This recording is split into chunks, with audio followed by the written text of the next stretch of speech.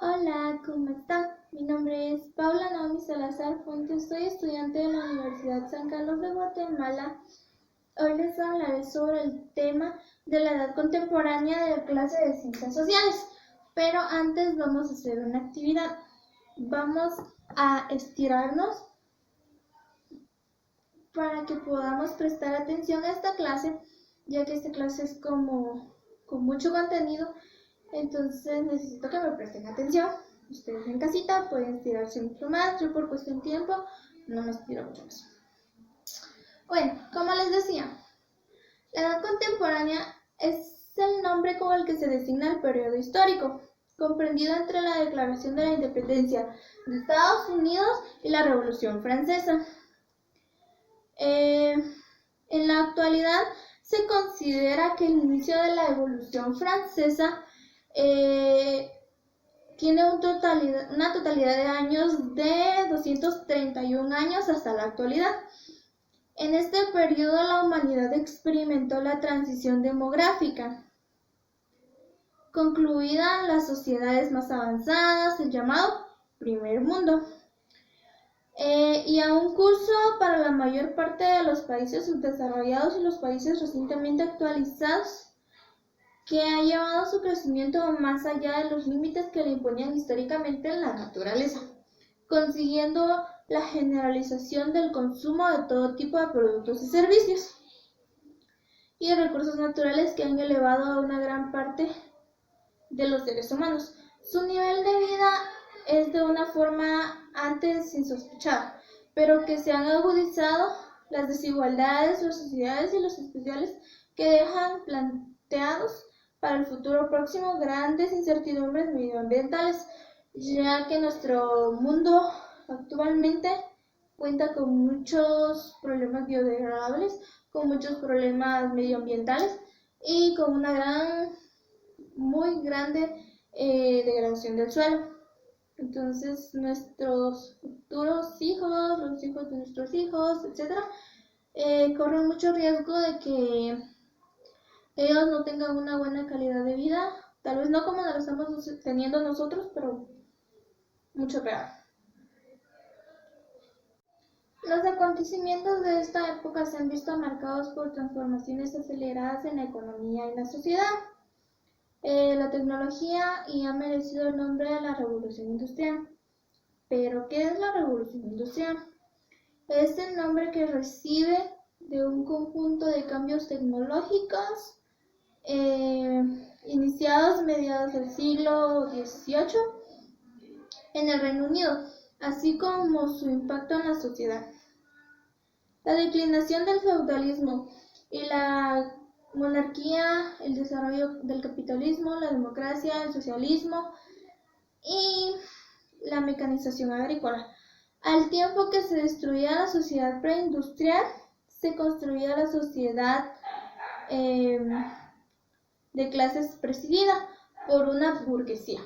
¿Qué es una burguesía? Es una clase social del régimen capitalista en la que sus miembros son responsables de la producción, son dueños de su propio negocio y opuesta a la clase obrera. Ellos tienen más economía, tienen más fondos para subsistir, etc. Ellos contemplaron un declive de sus anatomías tradicionales y el nacimiento del desarrollo del nuevo obrero, en nombre del cual plantearon distintas alternativas al capitalismo. Más espectaculares fueron incluso las transformaciones políticas e ideológicas, la revolución liberal, nacieron totalmente las mutaciones del mapa político mundial y las mayores guerras conocidas a la humanidad. La ciencia y la cultura entran en un periodo extraordinario de desarrollo y fecundidad, mientras que el arte contemporáneo y la literatura contemporánea, liberados por el romanticismo, por las sugestiones, por las academias y abiertos a un público y un mercado que cada vez son más amplios, se han visto sometidos al impacto de los nuevos medios de comunicación de masas, tanto los escritos como los audiovisuales. Lo que provocó una verdadera crisis de identidad comenzó en el impresionismo y la vanguardia. Aún no se han superado. En cada uno de los planos, principalmente el de prevenir histórico, económico, social y político, pueden cuestionarse. La edad contemporánea es una de la superación de las fuerzas rectoras de la modernidad. Más bien significa que durante la edad moderna se iban gestionando lentamente el capitalismo y la burguesía. Las entidades políticas que lo hacían de forma paralela. La nación y el Estado en el siglo XIX, estos elementos contribuyeron a formar la formación social histórica del Estado liberal europeo clásico, surgiendo tras la crisis del antiguo régimen. A todo lo que se justifique a las luces de la razón, por lo mucho que se sustente en la tradición, como los privilegiados contrarios a la igualdad de conocimientos, condiciones jurídicas, no lo económico-social o la economía moral, contraria a la libertad, la del mercado,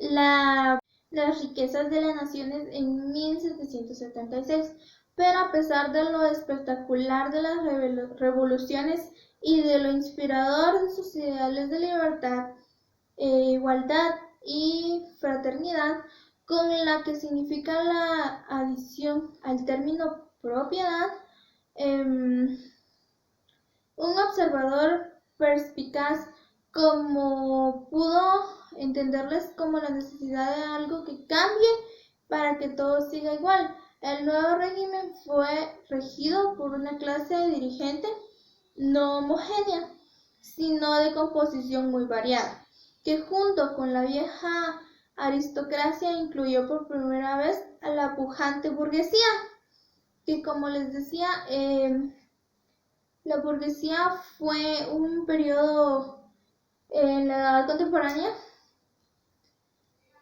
que ellos se creían superiores a los obreros.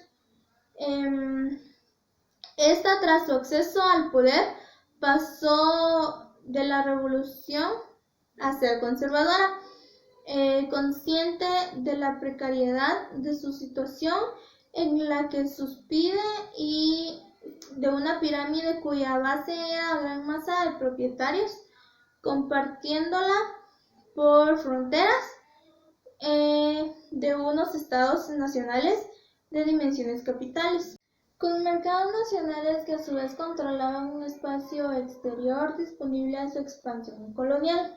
En el siglo X, este equilibrio inestable se fue descomponiendo, en ocasiones mediante violentos cataclismos comenzados por terribles años de la Primera Guerra Mundial. En 1914 a 1918, esta guerra duró 4 años. En estos planos, mediante los cambios paulatinos, por ejemplo, la promoción económica, social y política de la mujer.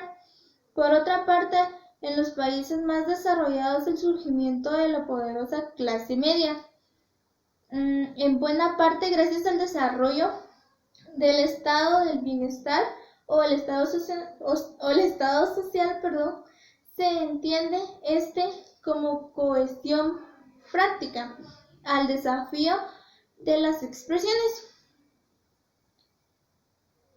más radicales al movimiento obrero o como convicción para la propia reforestación social, entendido a llenar el abismo predicho por Marx, que debería llevarse al inestable enfrentamiento de la burguesía y el propietario por la otra parte. El capitalismo fue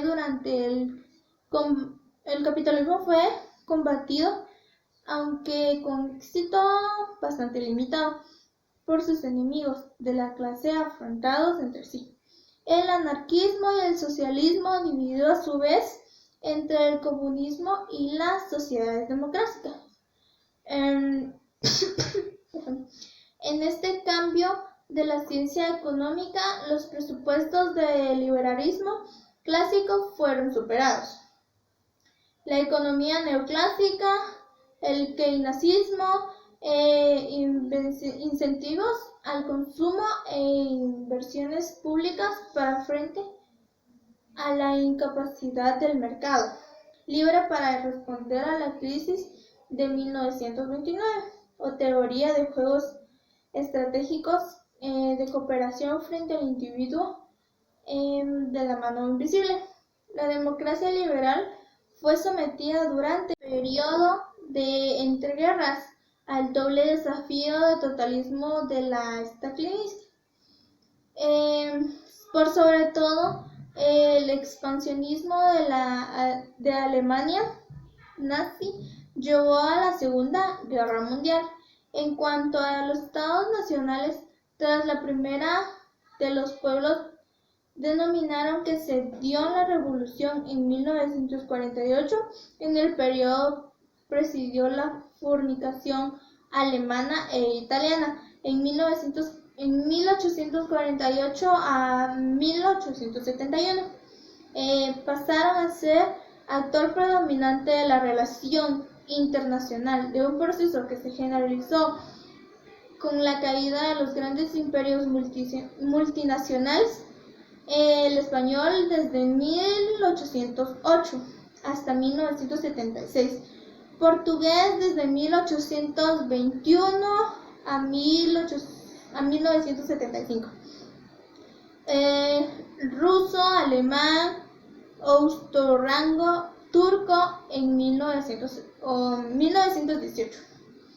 Tras su hundimiento en la Primera y Segunda Guerra Mundial, si bien numerosas naciones accedieron a la independencia durante el siglo XIX y el siglo XX, no obstante siempre resultaron variables y muchos se consumieron en terribles conflictos civiles, religiosos o tribunales, a veces provocados por la arbitraria fijación en las fronteras que se produjeron de los anteriores imperios coloniales, en cual caso estados nacionales después de la Segunda Guerra Mundial previnieron los actores que cada vez menos relevantes sobre el mapa político, sustituidos por la política de los bloques encabezados por los Estados Unidos y la Unión Soviética, la integración supranacional y Europa. La Unión Europea no se ha producido con éxito. Esta ha sido mi clase, espero haya sido de su agrado y hayan aprendido un poco sobre la Revolución Francesa con Estados Unidos. Muchas gracias, espero les haya gustado. Nos vemos.